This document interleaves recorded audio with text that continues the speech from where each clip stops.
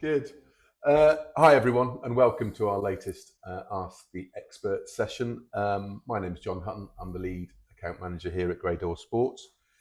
We've previously covered sustainability and accessibility in these sessions, and today we're taking a slightly different angle, and we're going behind the scenes of international sport, looking at what it really takes to deliver global competitions.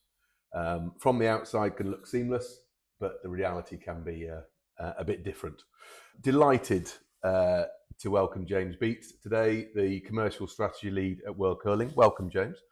Thanks for having me. And thanks very much for taking the time to join us. There will be opportunities to ask questions in the chat, so please put those in.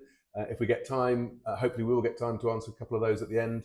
We'll do so. If not, one of the sports teams will get back to you later. So to start with, it would be great just to add a bit of context about your role and what you look after within the organisation. Yeah, sure. So, well, first of all, thanks for having me. Delighted. Great to be here with our partners at Dawes. So, yeah, fantastic. So my role as the commercial strategy lead is to firstly look at how we build our revenue streams into federation. So that could be anything from media rights, streaming, digital, marketing rights, sponsorship, data, etc. Okay. I think whilst looking at all of those things, and obviously there is that sort of wider angle on how we're doing that sustainably, and what we're doing to build the fan base, because all revenue ultimately starts with the fans. So it's looking at really two, you can break them down to two halves, if you like. One is sort of revenue goals. The other is making sure whatever we're doing, we continue to build the wider fan base, whether it's participation levels, viewership, etc. Brilliant. Talking about fan base, we were all glued to the curling over the Winter Olympics. You must have been very pleased with the way that's gone. Yeah, I mean, it's unfortunately we don't have any sort of feedback in terms of figures and numbers as yet, in terms of how we compare against the summer games in Paris 2 years ago, and then 4 years prior to that. But in general, the feedback, I think, has been very positive. I think it's in what's going on in the world at the moment. The Olympics kind of provides this space that brings people together, and that's always welcome in this climate. So yeah, in general, very positive. Yeah, no, good. I certainly enjoyed it. I mean, that Saturday night with the men's final, I think we're all glued to it. So no, it was great. And when people watch a sort of international curling event, they see a cultured and dare I say sort of polished competition. What are some of the biggest things happening behind the scenes that most people wouldn't realise? Yeah, so I think first of all, across all of our competitions, one of the big things that we've begun to put in place is looking at things from a 4-year timeline point of view. Okay. And so as we enter a new Olympic cycle, which we'll obviously have just done, for the first time ever, we're beginning to plan sort of 4 years out, and even looking into the next 8 years, because the next 2 Winter Olympics have already been scheduled. So we know we've got the Alps coming up in 2030, and then we go to the US in 2034. So that allows us to begin to plan on that sort of level. What we haven't done up until now is implement that. So we haven't really had the opportunity to put that in place. And I think just giving people perspective as how far we're planning, because we need to find hosts, we need to find venues, we need to make sure that they adhere to our sustainability practices.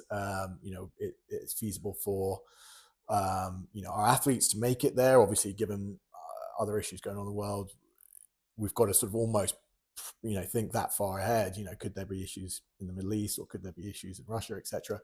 So in terms of how long it takes for us to plan, that gives you an idea. And I think we've already begun to see some pretty positive change just in terms of feedback from markets around the world and wanting to bring our sport, to their venues. Yeah, and you're absolutely right. I mean, sports operations and early planning is fantastic.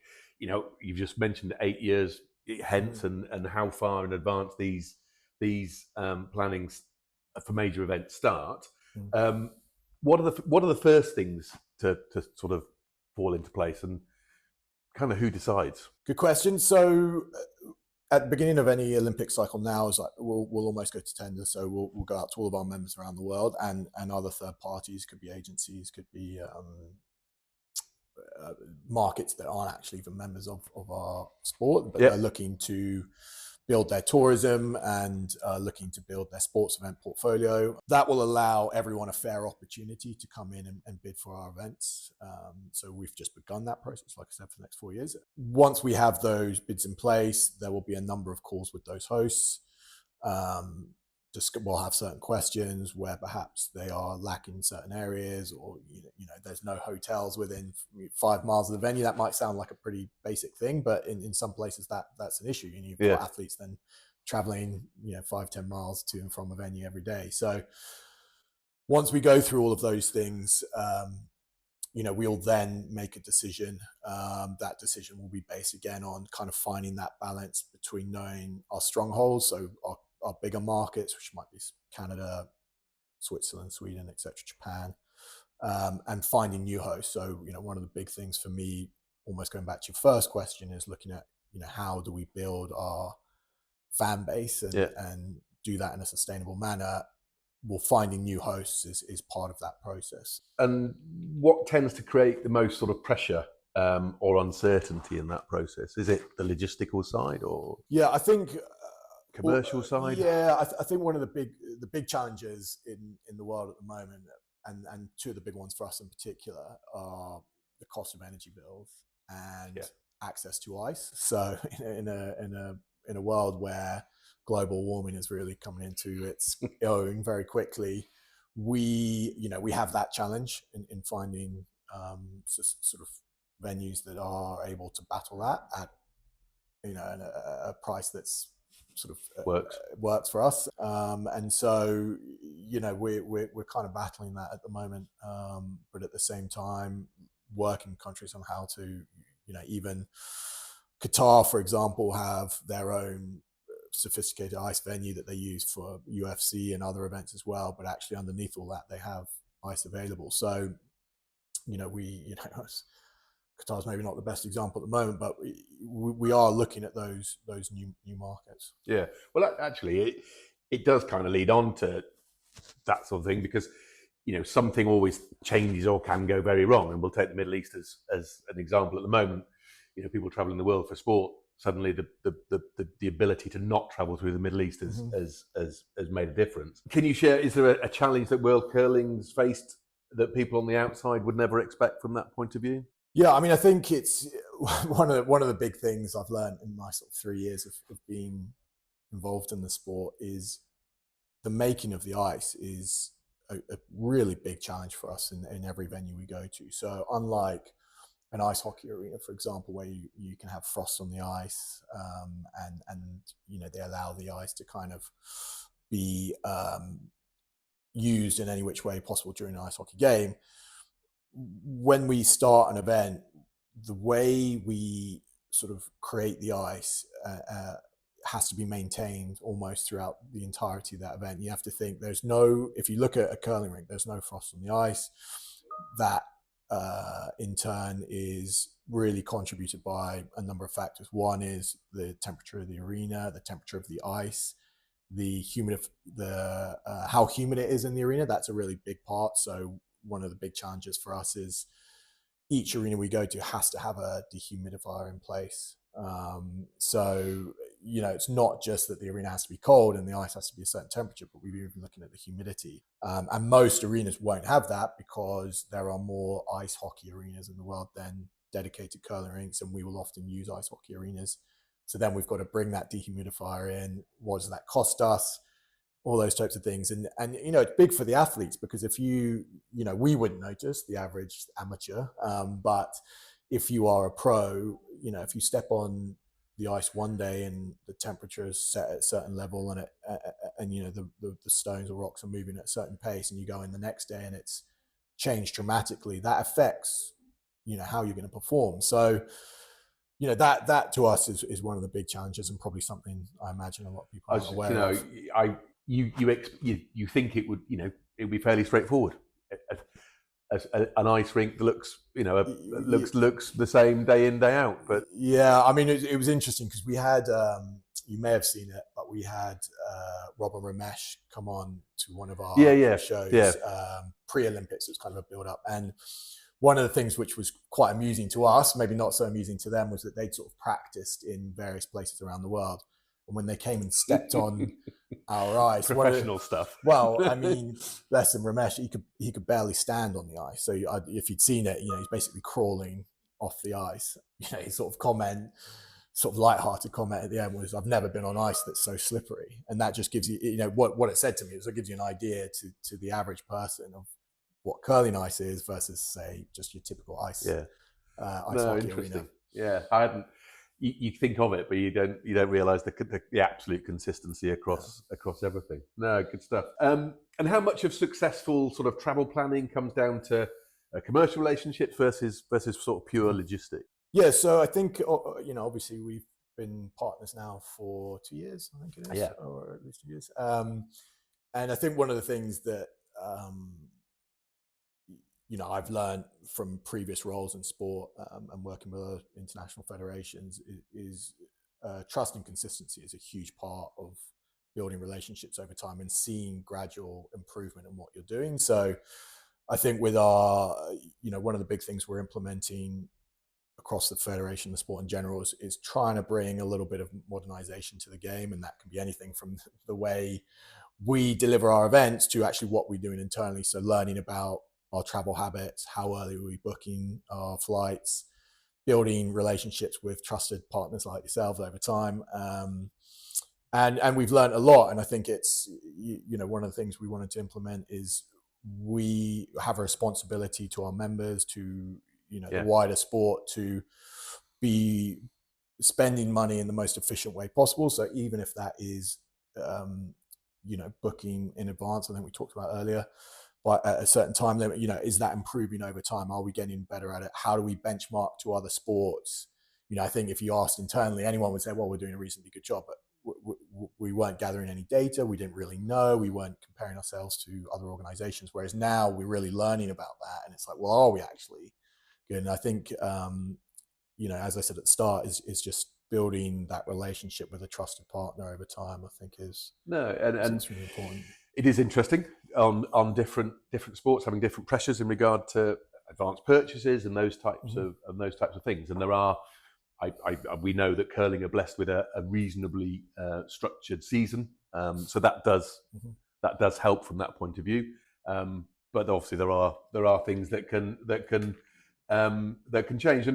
And I guess what sort of makes delivering curling events globally sort of more complex than people might assume. And we talked about the ice and things like that, but there must be a number of people behind the scenes that travel a lot and things like that. Yeah, I mean, our events delivery team, I mean, they are on the road a huge amount, and that's not just to the event and delivering itself. If I use our Mark Callan, who delivers the ice, he was the one sort of went viral during the Olympics. You may have seen that with his sort of moonwalking down the ice. He's one of the first guys to go and see a venue because he's checking on the feasibility to actually deliver a playing surface. So he might go out once or twice, 2 or 3 years in advance. We will then send out our broadcast team. They will do a sort of a rigging check where the cameras are going to be. So they'll go out a year in advance. And then they've all got to go back to the same venue to actually deliver an event. They'll be there for anywhere between 10 and 14 days, probably. So in terms of, I guess, difficulty, it's almost like you've got to go through each of those processes. And that's just 2. We're not even getting into, okay, what about player welfare?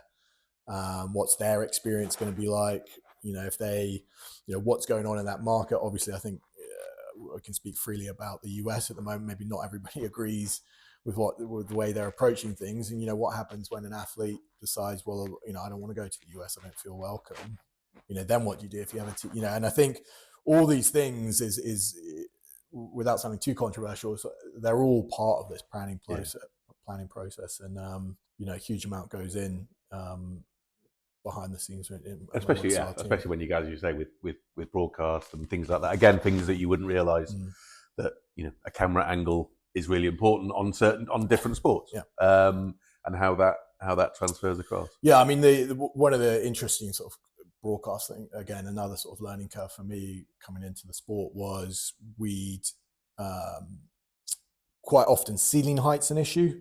So you'll notice from the Olympics, those for most people that watch the Olympics, we have that camera angle that sits above the house or the target at the end of the ice. And, if the ceiling isn't at a certain height, then we can't deliver that wide shot or zoomed in shot. And that's a huge problem because for the broadcast that gets sent out around the world, if you don't have visual sort of concept of where the stones sit on the house, and the only way of really, if you take an angle from further down the ice, you can't see where the stones sit, especially if they're fine margins, and so again, even looking at an arena from a ceiling point of view and whether the rigging can be set up so that you can get that shot is a huge problem. If you can't get that shot, you have no perspective as to who's winning or losing. No, interesting. We've seen sort of curling continue to grow internationally, new countries becoming involved. Yeah. How do you balance the sort of ambition of those countries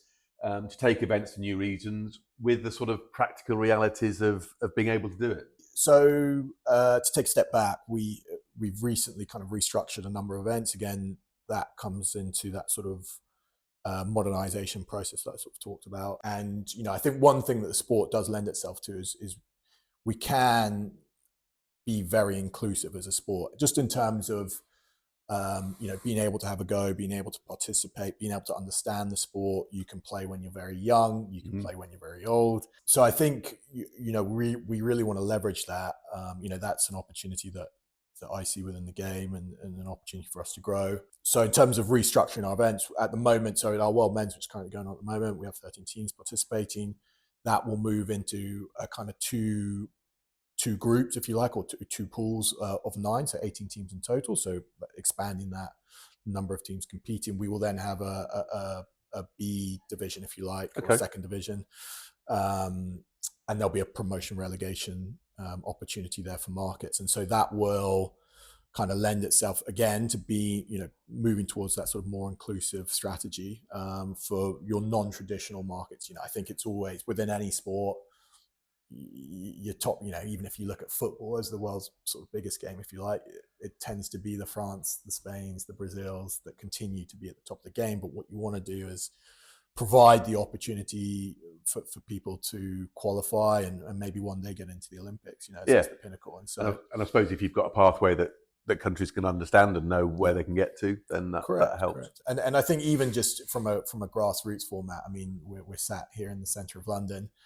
And just across the way behind the Shah there, we can see the Shah through the windows, is the curling club who are a partner of ours in the UK, and they've kind of built this floor curling format of the sport, which again I think lends itself to that inclusive format. We recently got figures back during the Olympics and during the winter season that they had over 38,000 people participate in 3 short months.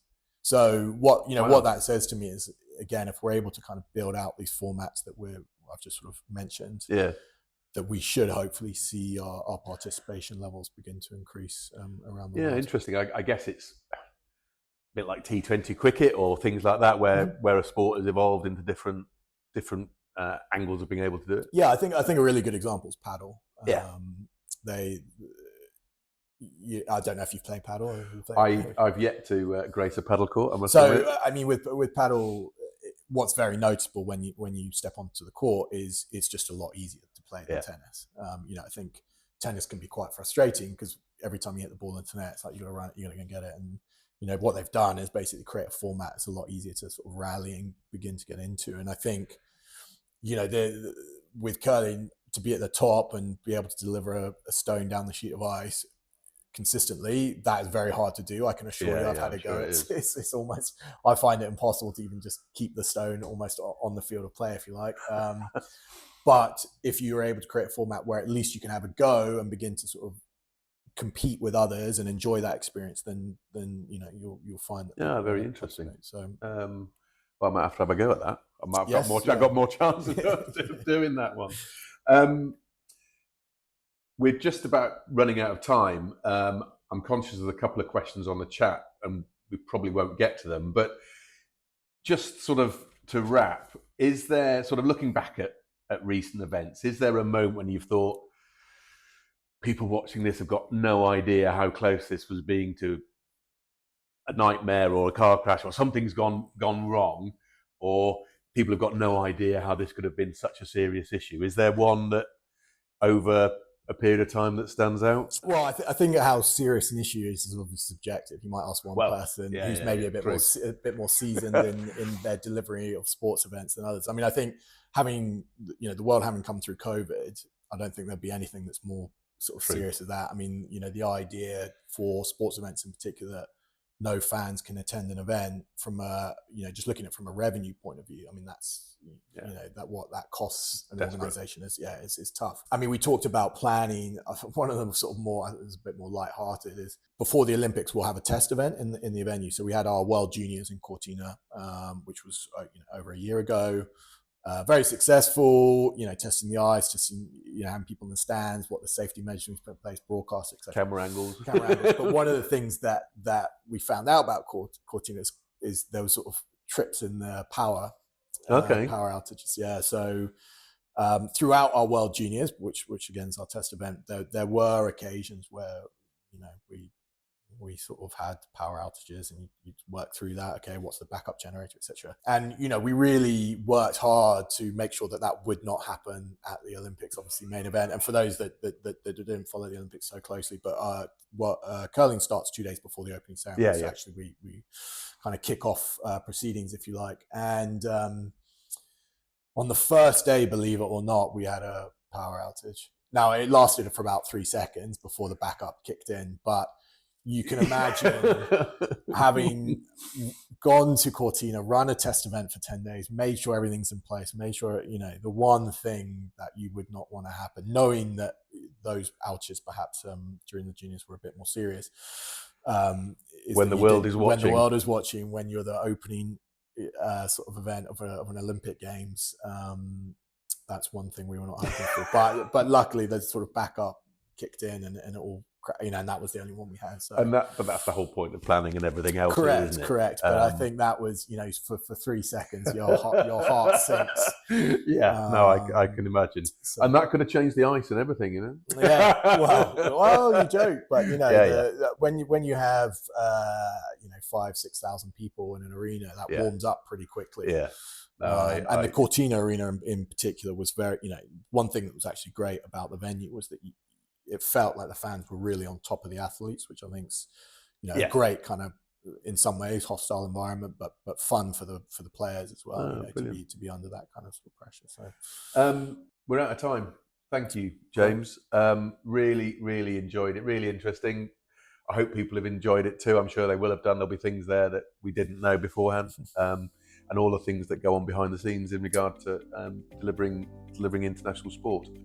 Thank you, everybody, for joining us. I hope you've enjoyed it, and we look forward to seeing you next time. Thanks very much.